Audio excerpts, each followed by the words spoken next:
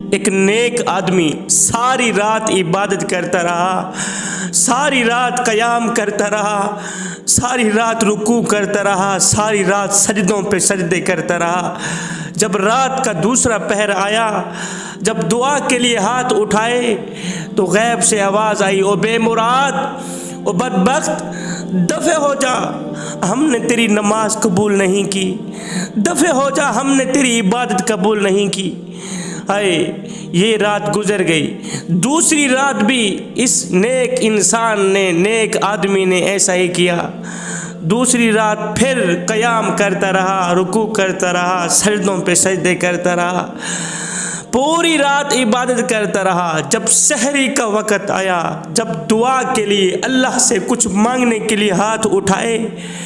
تو وہی پچھلی رات والی آواز آئی، او بے مراد، او بدبخت، دفع ہو جا، ہم نے تیری عبادت قبول نہیں کی۔ تو ساتھ میں ہی ایک مرید بیٹھا تھا۔ یہ خبر پا کر اس بابا جی کے ایک مرید نے، اس نیک آدمی کے مرید نے کہا،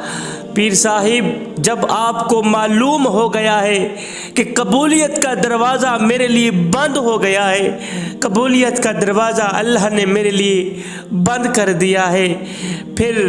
رات بھر جاگنے کا کیا فائدہ؟ اور جب قبولیت کا دروازہ بند کر دیا گیا ہے آپ کے لیے، جب اللہ تعالیٰ آپ کی دعا بھی قبول نہیں کرتا، پھر اس قدر رات کو جاگنے کا، اس قدر مشقتیں کاٹنے کا کیا فائدہ؟ مرید کی یہ بات سن کر بزرگ نے یاقوتی رنگ کے آنسو چہرے پہ بہاتے ہوئے کہا، بیٹے، اگر میرے مالک نے مجھ سے باغ مول لی ہے تو کیا میں بھی اس سے باغ مول لوں؟ بیٹے، یہ کام تو میں تب کر سکتا ہوں جب اس دروازے سے علاوہ کوئی اور دروازہ موجود ہو۔ مرید، اگر سوالی کو ایک دروازے سے نہ ملے تو دوسرا دروازہ اس کے لیے کھلا رہتا ہے، اور یہ نخرے سوالی تو کرے، لیکن میں کیا کروں؟ اس دروازے سے علاوہ کوئی اور دروازہ میرے سامنے نہیں ہے، اس چوکھٹ کے علاوہ کوئی اور چوکھٹ میرے سامنے موجود نہیں ہے، یہ دروازہ چھوڑ کر میں جاؤں تو کہاں جاؤں؟ بیٹے، اگر اس کوچے میں میرے لیے کوئی جگہ نہیں ہے تو پھر دوسرا کوچہ بھی تو کوئی نہیں ہے جہاں میں منہ کر کے چلا جاؤں۔ بیٹا، میرا مالک، میرا محبوب اگر مجھ سے ناراض ہے تو میں ساری زندگی اس چوکھٹ پہ پڑا رہوں گا، میں ساری زندگی اس دروازے پہ پڑا رہوں گا، اس دروازے سے ہٹ کر کہیں نہیں جاؤں گا۔ ایک دن آئے گا میرا محبوب مجھ پہ راضی ہو جائے گا، ایک نہ ایک دن یہاں پر پڑے رہنے سے میرا کام بن جائے گا۔ اے بھوکا روٹی کی طرف نہ جائے تو اور کہاں جائے، پیاسا پانی کی طرف نہ جائے تو اور کہاں جائے۔ آئے، یہاں سے سچے دل سے یہ جملے نکلے ہی تھے، ادھر میرے کریم رب کی رحمت کو جوش آ گیا۔ ایک دم غیب سے آواز آئی، او بزرگ میاں، تیرے اندر کوئی اور کمال تو نہیں ہے، پر سن، تیرے اس عقیدے کی وجہ سے اللہ نے تیرے ساتھ رسائی کر لی، اللہ نے تجھے اپنا محبوب بنا ڈالا ہے۔ تیرے اس عقیدے کی وجہ سے، تیری اس عاجزی کی وجہ سے اللہ نے تیرے ساتھ رسائی کر ڈالی ہے۔ کوئی وقت نہیں لگا، کوئی ٹائم نہیں لگا، کوئی دن نہیں لگے، کوئی عرصہ نہیں لگا، ایک ہی پل کے اندر اندر، ایک ہی سیکنڈ کے اندر اندر کریم رب کے ساتھ صلح ہو گئی۔ مولانا روم رحمت اللہ علیہ فرماتے ہیں، اے گنہگار بندے، دنیا کے دروازے چھوڑ، اس کریم رب کی چوکھٹ کھڑکاتا رہے، اس کریم رب کا دروازہ کھٹکاتا رہے، ایک نہ ایک دن تو کھل جائے گا، ایک نہ ایک دن تو خیرات مل ہی جائے گی۔ جوانو، رب کے عشق میں، رب کی محبت میں، معرفت الہی میں ایک وہ مقام بھی آتا ہے کہ دعا تو رہی بڑی دور کی بات، انسان صرف سوچتا ہے اللہ پوری کر دیتا ہے۔ ابھی انسان دعا کے لیے ہاتھ نہیں اٹھاتا، ابھی سوچ رہا ہوتا ہے، ہاتھ اٹھانا تو رہی دور کی بات، ابھی انسان سوچ رہا ہوتا ہے اللہ پوری کر دیتا ہے۔ شیخ سعدی علیہ الرحمہ فرماتے ہیں بازار میں ایک آقا اپنے غلام کو بیچنے کے لیے بولی لگا رہا تھا، مگر اس غلام با وفا کو اپنے آقا سے بچھڑنا ہرگز پسند نہ تھا۔ اے میرا دل اس وقت جل گیا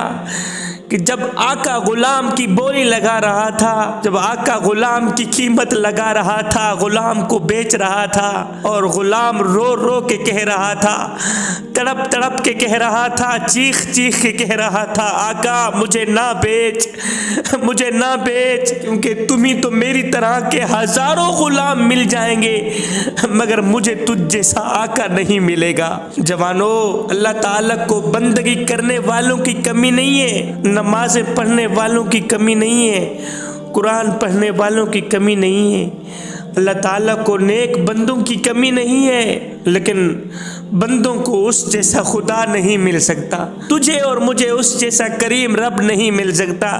تجھے اور مجھے اس کریم رب جیسی چوکھٹ نہیں مل سکتی، اس کریم رب کے دروازے جیسا کوئی دروازہ نہیں مل سکتا۔ حضرت سلطان باہو نے کیا خوب لکھا تھا، فرمایا سن فریاد پیران دیا پیرا، میں آنکھ سناواں کینو، تے جیا مینو ہور نہ کوئی، تے میں جیا لکھاں تینو، پھول نہ کاغذ بدیاں والے،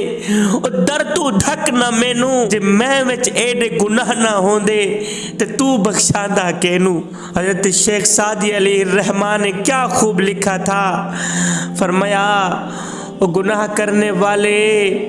وہ مالک کی چوکھٹ سے ہٹ کر دوسروں کی چوکھٹ پہ جانے والے،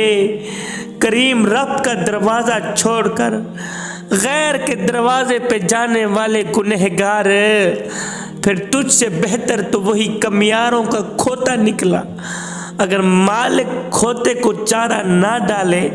تو کھوتا پورا دن باہر سے چر کر آتا ہے، شام کو نوکری مالک کی کرتا ہے، پورا دن باہر سے چر کر آتا ہے، شام کو نوکری مالک کی کرتا ہے۔ او نادان، تو کس طرح کا بندہ ہے کہ تو کھاتا بھی مالک کا ہے، نافرمانی بھی مالک کی کرتا ہے، تو اس کی فرما برداری کر یا نہ کر، وہ تیرا بھی خیال رکھے گا، وہ تیرے چھوٹے چھوٹے بچوں کا بھی خیال رکھے گا۔ بندے، میرا اللہ فرماتا ہے اگر میرے دروازے پر فرعون آ جاتا، فرعون،